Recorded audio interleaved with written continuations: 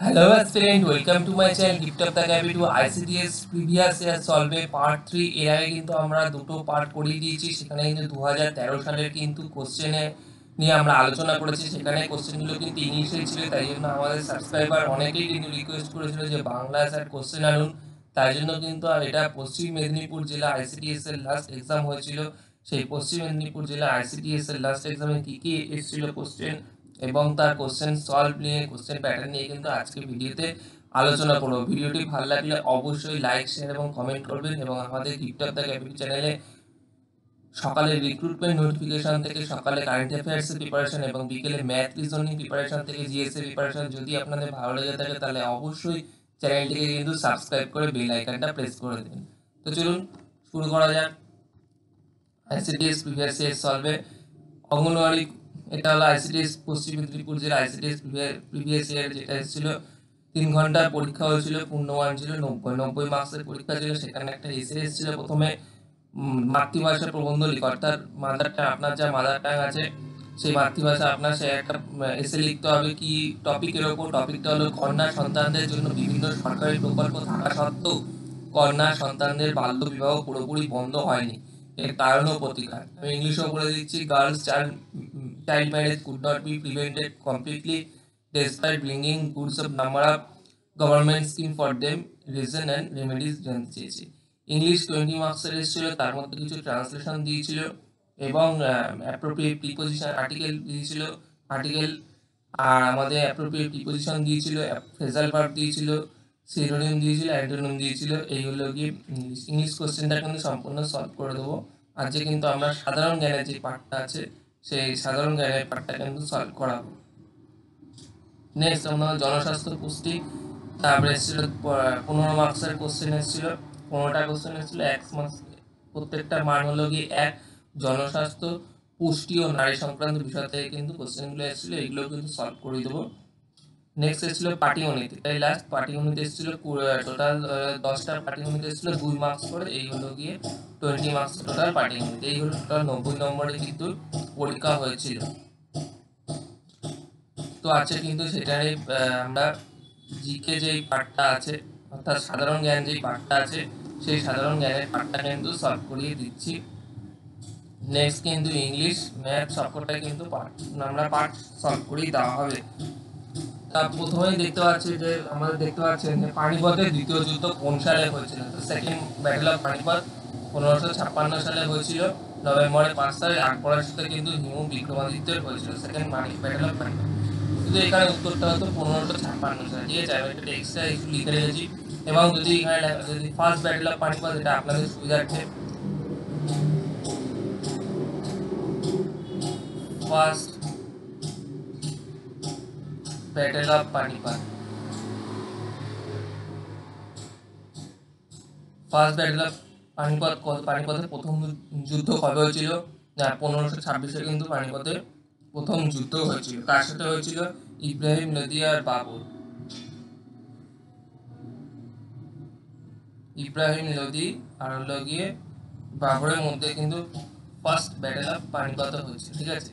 Next বলছে 1930 সালে কোন আন্দোলন হয়েছিল? একটু ইরেজ করতে হবে।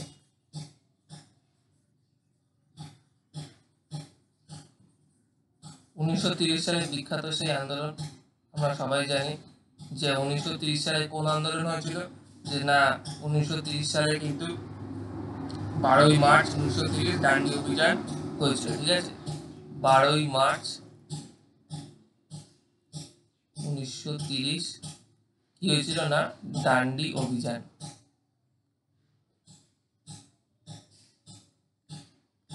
ডান্ডি অভিযান কিন্তু হয়েছিল 12ই মার্চ 1930। সতীদাহ প্রথা কত সালে, কোন সালে বা কত সালে রদ করা হয়? যেহেতু এটা ফ্ল্যাশ দিয়ে তোলা হয়েছিল তাই জন্য কিন্তু এর পিকচারটা ভালো আসেনি। আমি কিন্তু কোশ্চেনগুলো তাই জন্য ভালো করে বলে দিচ্ছি, তোমরা বুঝে নাও। সতীদাহ প্রথা কত সালে রদ করা হয়েছিল? সতীদাহ প্রথা হলো গিয়ে 1829 সালে কিন্তু রদ করা হয়েছিল। 1829 সালে রদ করা হয়েছিল। এবং এটা যদি যে তখনকার সময় গভর্নর জেনারেল কে ছিল, তখন কিন্তু উইলিয়াম বেন্টিং।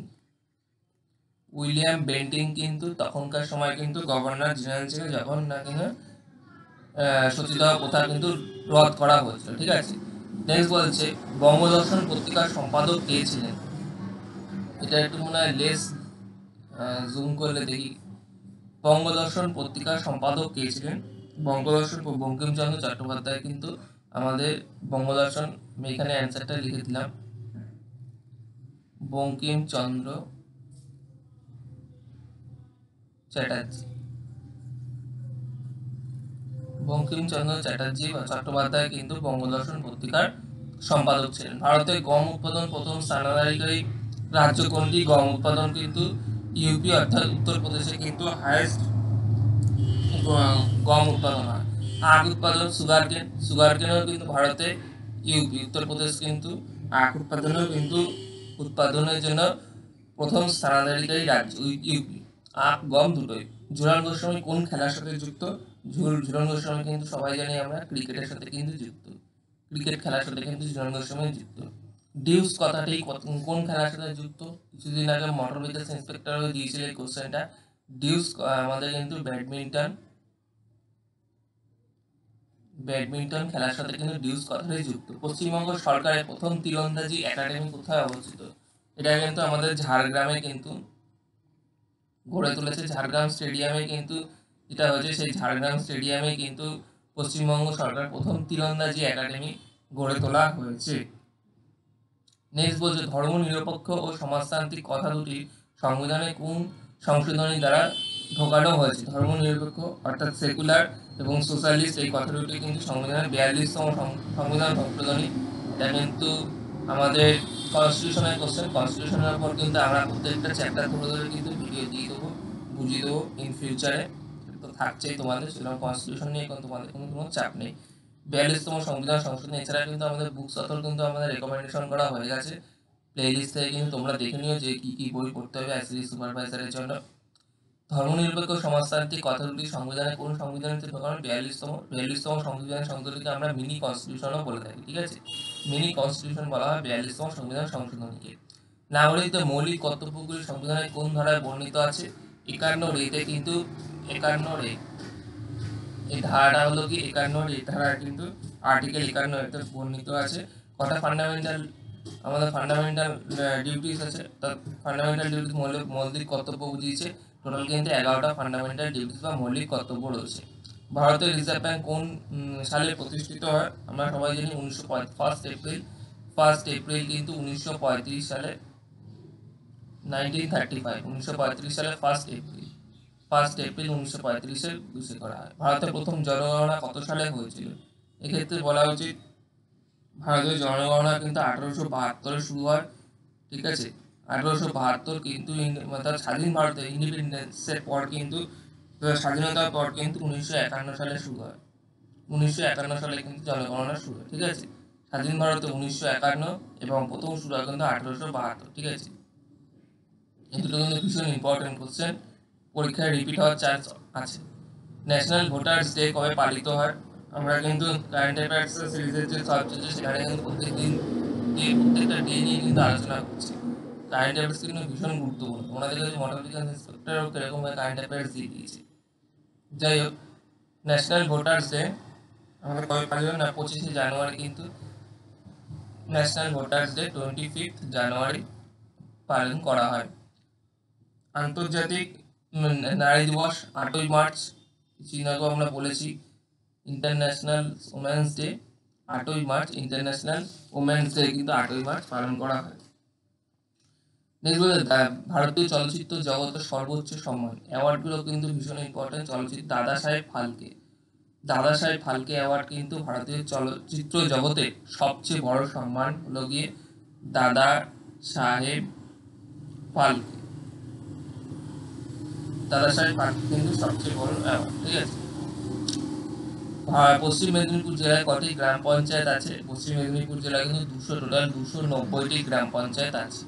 টোটাল আমাদের ওয়েস্ট বেঙ্গল 7,900 এরকম গ্রাম, 7,900 সামথিং, এক্সাক্ট ফিগারটা মনে নেই, 7,900 এরকম গ্রাম পঞ্চায়েত কিন্তু আছে টোটাল।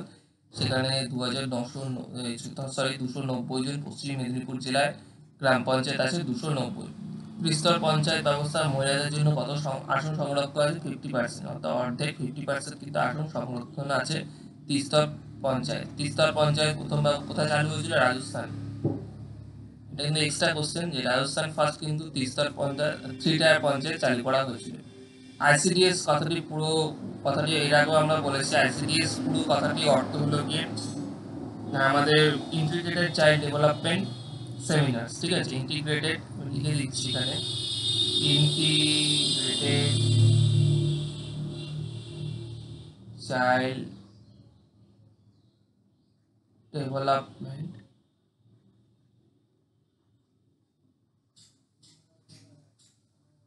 সেমিনার। ঠিক আছে, পশ্চিম মেদিনীপুর একটি উচ্চ ফলনশীল বীজ শঙ্কর প্রজাতির গরুর নাম কি? এ আমার জানা নেই। এইগুলো কিন্তু টোটাল 20টা কোশ্চেন কিন্তু এসেছিল জিকে পার্ট থেকে। কিন্তু এর আগে কিন্তু আমরা নেক্সট দিন কিন্তু জনস্বাস্থ্য, পুষ্টি, নারী সংক্রান্ত বিষয় এটা আমরা আলোচনা করে দেবো, তারপরে ইংলিশ আলোচনা করবো, তারপরে কিন্তু ম্যাথামেটিক্স আলোচনা করবো। ভিডিওটি ভালো লাগলে অবশ্যই লাইক, শেয়ার এবং কমেন্ট করবেন, এবং আমাদের গিফট অফ দ্য চ্যানেল অবশ্যই চ্যানেলটিকে সাবস্ক্রাইব করে বেল আইকনটা প্রেস করে দেবেন। Thank you.